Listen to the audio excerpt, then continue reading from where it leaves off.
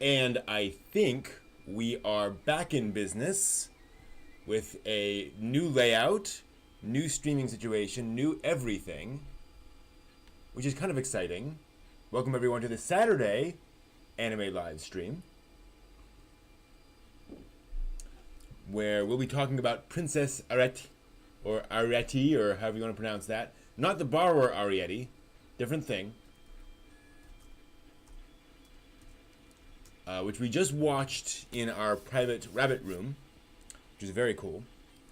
And I'm hoping we'll be able to get some folks on to talk about it. If not, we will end up with, I'll just be giving you my thoughts on the movie. And let's just go ahead and get started there. I just want to pull up my notes. So Princess Arete, or Arete, or however you want to pronounce that, is an anime movie released in 2001 by Studio 4C. And it's considered one of the most successful animated feminist works in Japan. Although that title's a little complicated and misleading. The original story is very feminist. The director is male, and he was a little uncomfortable with doing something that was feminist in the sense that he didn't want to, sort of step on women's toes and say, I know what it's like being a woman. So he adapted this story. It's based on an existing story by a British author, and made it a little bit more general. It's more about feelings of control and individualism, respect, things along those lines. So he said he just felt uncomfortable telling a feminist story from a male point of view. So you can certainly see feminist themes in it all over the place, but it's not just about that. So it's an interesting film. The color scheme is very muted. It feels like a medieval painting that's been worn by time, which definitely makes sense. Simple character designs. I don't mean that in a bad way.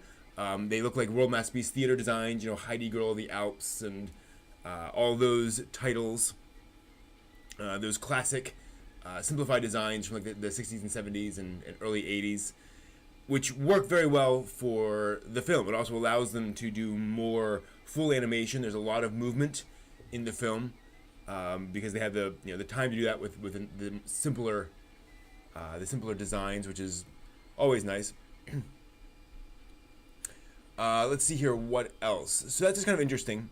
The director was, let me just pull that up here, Sunao Katabuchi, who is also also known for doing, so he worked on Kiki's Delivery Service as an assistant director, also directed My Miracle and In This Corner of the World, as well as writing those two works, also directed Black Lagoon, and worked on the Ace Combat video games, actually.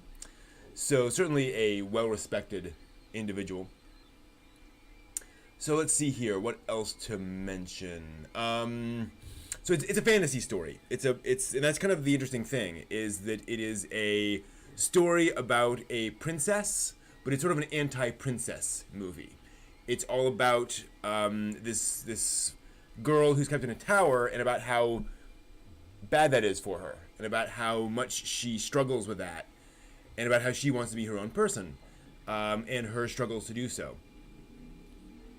So it's really interesting in sort of a deconstruction of the fairy tale concept and the fairy tale structure, which I found quite interesting. Animation, again, very high quality, a lot of movement, characters remain on model throughout.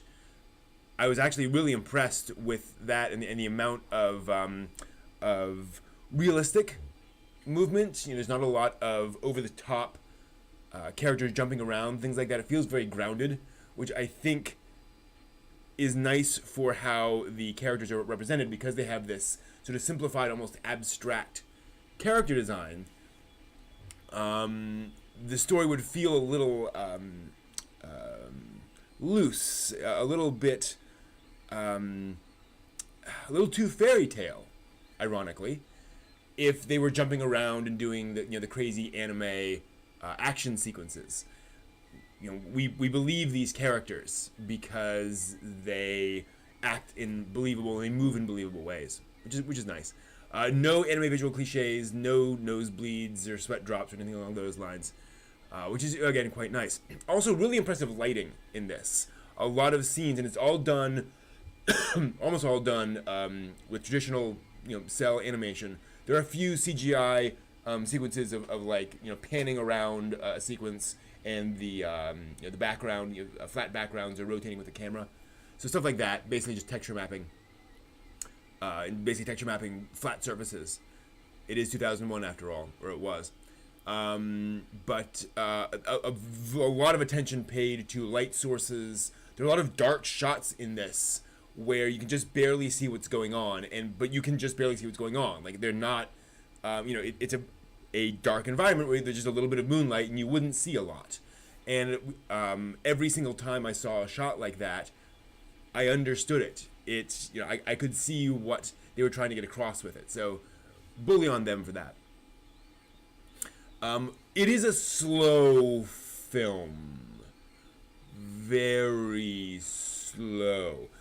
Now, I was never truly bored, but it feels a lot like Night on the Galactic Railroad. Those movies where just things are going at a very deliberate pace, but intentionally so. So you can understand what's going on. You can see the idea, the plot. I'm sorry. You can see the visuals and really pay attention to what's in a particular room, a particular sequence. You'll notice little bits and details. And it's not that it's a super rich, thing. It's not that there's a huge amount in there visually, but it really helps you appreciate the environments. And again, it makes it feel a little more real. Characters aren't jumping around and doing crazy things. They just don't do that in real life. So, certainly expect to sit down. It's a over hour and a half long film, and it certainly could have been condensed down. And I think the middle of the movie, essentially Act 2, really feels like it could have been condensed. And that's really the point for me where I felt like it dragged somewhat. Just be ready for that. Central to the movie is the relationship between the characters, and this is one of those things where, again, you're just going to kind of have to appreciate what the movie's trying to do. There are a few relationships that feel a little weird, but do come together in the film, and that are explained a little bit more as the story goes along. And it's a very small cast of main characters in this. It's primarily about Arete and what she's going through. So part of the problem is that this is a movie about isolation. It's a movie about a girl who is constantly kept locked away from the outside, and about what that kind of does to her. And I really appreciated that because it does make you think about what it's like to be in that situation. But it also means that the film has a lot of sequences where there's basically no conflict, where it's just Arete is locked away. So, I think of Castle of Cagliostro, for example, where it just definitely has a princess locked away, but there's also Lupin and Jigen and the others outside having their own adventures. So we don't have to spend a lot of time with Clarice in in her environment. Most of it is Lupin, running around. So I think that is kind of I don't want to call it a flaw. Hey, game escape. Yep, new room configuration. I'm sort of swapped around. So it's not a flaw, it's just kind of a drawback of the structure of the movie. That it is very conflict-free for a lot of the time, and you're kind of waiting for stuff to happen as it comes along. But that's kind of the way things are. And as a result, the relationship between the characters is relatively simple, right? The situation is just plain and right out there. The dialogue is fine. I didn't really have any particular complaints with the dialogue. The voice acting, which we listened to the Japanese for that, was perfectly acceptable. And no hugely standout performances, but nothing that I really cringed at. I think they did a good job of making the characters feel sympathetic, where like there's a quote-unquote evil sorcerer in there, or certainly a sorcerer with his own agenda. And they struck that fine line between making him certainly selfish, but not Hitler, right? So you could spend time with him and not just feel icky, which is kind of nice. But overall, the dialogue, again, just fine. Not a huge variation in how characters speak. A little bit with Arete specifically. She has a somewhat reserved personality when talking to others. So and she's very thoughtful, so her dialogue tends to be more precise. Whereas the sorcerer, for example, is more haughty. So they did a good job there, I think. Certainly no complaints. I should point out this is definitely a fantasy film. There's magic, there's weird conveyances, there's stuff in this that isn't just straight up complained. So there's going to be some folks who are going to complain because the story, doesn't say, well, why does that exist? They passed this magical thing. Why didn't they tell us why that magical thing was there? Because it's magic.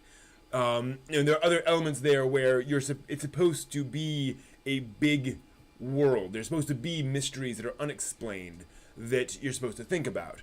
This is a movie primarily about the character and her transformation and the specific problems that she's trying to deal with, and that is, that is central to the story.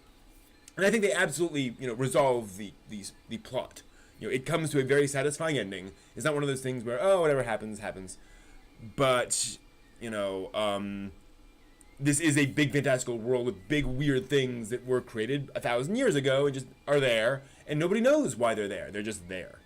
So yeah, just expect that. Lovely music, very sparingly used. I was surprised that there was just not a lot of actual music in the film. When it's there, they repeat this folk music piece, this Renaissance piece of music that's beautiful. Not quite sure what language it's in.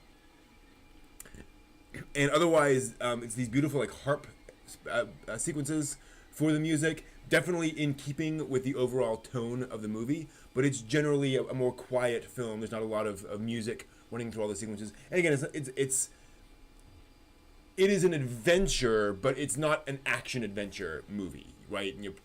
Folks aren't doing swordplay all the time. So aren't those big, huge swings of music that you get with those things. So just, be aware of that. Those are my thoughts. Game Escape, I know you popped in for a little bit on this stream. Do you have any thoughts on Princess Arete? Actually, I should go over while I'm thinking about it. Arete Hime. So it would be Arete, I believe. Princess Arete. Good to know. Originally the Clever Princess in its literary form. It's 105 minutes, so yeah, pretty long. Let's see if there's any information in here on budget, because it seems like a pretty high budget movie. Trying to pull up data. See here, not seeing really anything in IMDb, though they do kind of try to. They're not great about revealing all of those details. No. Like if it's there, it's hidden behind a see more. No. I didn't see much. Fair enough. Such is life. I am probably going to start these earlier in the day, so folks have more of a chance to pop in. Yeah, so those are my thoughts on Princess Arete. Did we decide it was Arete? Arete, I think. Arete Hime, which was pretty darn cool. I have some thoughts on some of the news of the week, which is kind of interesting. A lot of news items. There's some new anime announced this week, which is pretty cool. Koyan no Kotobuki Hikotai Kotobuki, the Wasteland Squadron, girls as fighter pilot girls, basically. Looks fun. A lot of CGI. What else was there? Mao-sama Retry, Isekai storyline, coming in 2019. Let's see here.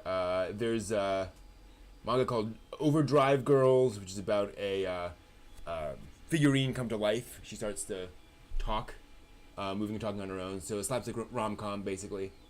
Sounds like fun. Also, Joshi Kausei, which is about basically cute girls, you know. And it's the twist is it's dialogue free. So I wonder if that's going to be same in the TV adaptation. I'd be curious. We also know there's a new anime from Studio Pierrot. That's about all we know about that. Also interesting, the Non Biori vacation film is getting a wider release. Going all the way to 71 theaters. Yeah. Hey, no complaints. There was an interesting news story though. Besides, several manga or staff taking breaks for illness this week, which is kind of worrying. Nobuo Uematsu had to cancel a concert. What were some of the other ones here? The author of Monster Musume going on hiatus. The author of Gundam Thunderbolt going on hiatus. All for various things. The Gundam Thunderbolt artist for inflammation of the tendons. So the drawing hand is overworked, which is kind of sad and kind of makes you worry about those creators. Hopefully they're not getting pushed too hard. See here, and then there was a weird news story, which has got me thinking. Mirai of the Future will be in more screens in the U.S. when it comes out, which is awesome. 700 theaters, November 29th, December 5th, and December 8th, which is cool. Looking forward to that. Let's see here. There's a thing from Russia. Russia always is fun. Oh, we do have Naoki Urasawa is doing a new manga. There it is. This is kind of weird, but there's a Russian state-sponsored sort of watchdog group for protecting children, and let's see here, someone working for that did a talk on I think on a TV show, a news program, basically raising concern over anime and the teen suicide rate. Now, the person was clear to say, I'm not suggesting that watching anime makes you suicidal, no. But kind of bringing up the fact that anime has a lot of suicidal characters, and suicide is often a theme in anime. And, worrying about the effects of that possibly on the young people who are watching it. Now, this has happened a few times in Russia, and even this, it gets a little over the top in its concern about these things. But it got me thinking, like legitimately, that is a trope. The antagonist who throws him or herself into battle and says, "Ha ha ha, kill me! I'll be happy to die in battle." And also just kind of the extremely depressed protagonists in various anime, and the very dark anime that are out there. And it just got me to thinking about, I wonder if that isn't a somewhat problematic trope. If there isn't something to be said for saying, maybe that isn't something that the anime industry should be including so cavalierly, if you will, in anime, where that does seem to be something that just a lot of characters just are that way, and it's not really treated seriously that much in anime, I think, which strikes me as odd. I don't know. I think, and granted, part of that is because taking your own life is a trope in Japanese culture and pop culture, which often does not match up with reality, right? So, samurai did not commit seppuku nearly as often as literature would suggest. Right, the idea of harakiri was more of an idea and a concept. It was certainly an idea and a concept, and people talk about it, and it happened, but literature and movies and such would have you think that samurai were committing seppuku right and left, when it was actually pretty uncommon, historically. But it's this kind of legendary thing. And of course, Japan has a high suicide rate. So it is a cultural thing, but at the same time, like in America, we don't necessarily take, seriously negative things and just make light of it. Although I guess we do, crime, we do goofy crime stories. I don't know, I guess it would be like school shootings, right? We don't make fun of school shootings over here. And this feels like a similar thing to include and it's not that they're making fun of it necessarily in Japan, but we don't reference it lightly, I'll put it that way. And it does seem to be a thing that gets thrown into anime a lot. And I'm just wondering whether that is a healthy thing. Whether that is the best use of our entertainment time. And I wonder what impact it does have on kids to watch these characters that are so depressed, that are so suicidal, whether that's out of, rushing in where angels fear to tread or what have you. I don't know, it's interesting. Just worth thinking about. Yeah, I don't know. I don't know. Anyway, so it looks like Game Escape, it looks like just, I'm sorry. Game Escape, it looks like it's just you and me tonight, unfortunately. So this has not been the best of nights for most people. We had a fair number of folks in for watching the anime thing, but this turns out to be pretty late for a lot of folks. I thought Saturday would be a better night, but apparently not. I guess folks need more reminders, that's fine. So, that is, oh hey! Hey Tonto, good to see you. So yeah, so that was Princess Arete. Arete. We figured that out. And I talked a bit about the news of the week. Anything you guys want to go over? Any stuff to discuss?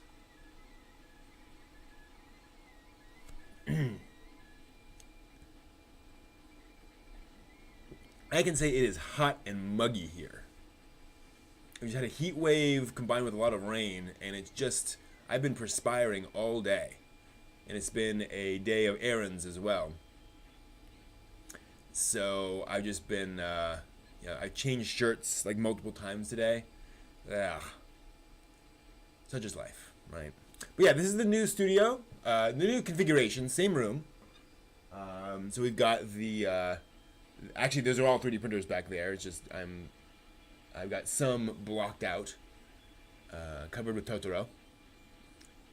So that, yeah, this will be generally, I think, a better layout than typical. Unfortunately, this does mean the windows are behind me, so if I'm live streaming like during the day, I'm gonna have to find some way of blocking that light, significantly. Those shades do a pretty good job, but we'll see. But yeah, I think this will be a little more fun. So I got the manga over here, and the other books over there. So that's the whole manga collection. But yeah, that's that. Okay. So this has been the experimentation with the new Saturday streams. I think I'm going to start them earlier, moving on. Japan Times did a commentary on where's Japan going and not very optimistic. Yeah, I mean, those often aren't. Those commentaries are often, rather slanted. Kind of like, we've been fine so far, but oh my gosh, this one new thing is definitely going to kill us all. What were their concerns?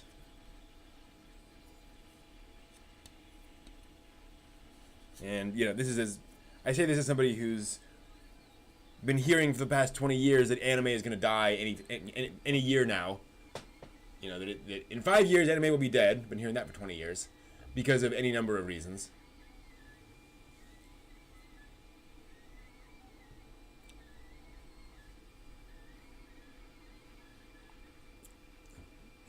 It's difficult because one does want to address actual problems, but concerns over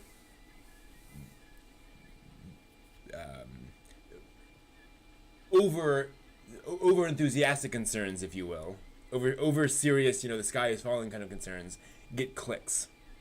So you tend to get all sorts of stuff.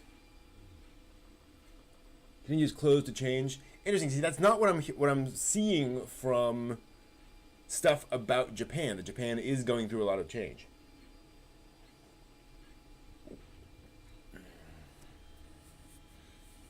Organizations are getting flatter. People are taking more time off work. I think part of the problem is that people want Japan to be just like everyone else immediately. And I don't think any society changes that quickly. It's that classic problem where people look at, it's the grass is always greener. We look at other countries and say, we should be like that. It's like, well, okay, but you can't get there tomorrow. These things are gradual. And you don't necessarily want to be there. You don't necessarily want to mimic every other country.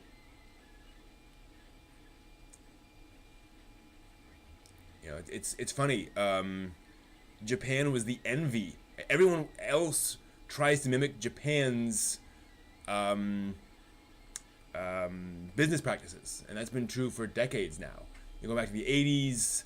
A lot of agile software development is based off Japanese practices. Even today, a lot of stuff is based on the way the Japanese companies do things, and those are based on Japanese innovation. It wasn't just something the Japanese have been doing for 100 years. It's like they came up with new stuff, and then the rest of the world imitated it. So that's interesting. I might dig into that article, see if there's anything solid kind of to dig into. They can point to specific things. That makes sense. That can be helpful. All right, so this is a pretty good experiment. So I think I'm going to continue doing this. Like I said, we will be shifting it earlier in the day to hopefully get more folks on the other side of the world. I think it works very well. So thank you guys for joining me. I know this has been a quick one, but that is just the way things are tonight. We'll probably have more time for more stuff other nights. We'll have more material to cover. But just, figuring things out and getting there. So thank you all. Hope you have a great week. I'll be doing more video games tomorrow, and I'll be doing Drawing Inward probably Tuesday this week. And then the workshop stuff. I apologize for no workshop on Wednesday or world building. I literally came home and fell asleep and just slept for 12 hours. So, whoops. But, yeah. And then we'll watch something else. I think we're going to watch One Punch Man next week. I'm just feeling like watching One Punch Man. It's just stars are aligning. We'll see. All right, thanks all. Have a good week. Take care. See you.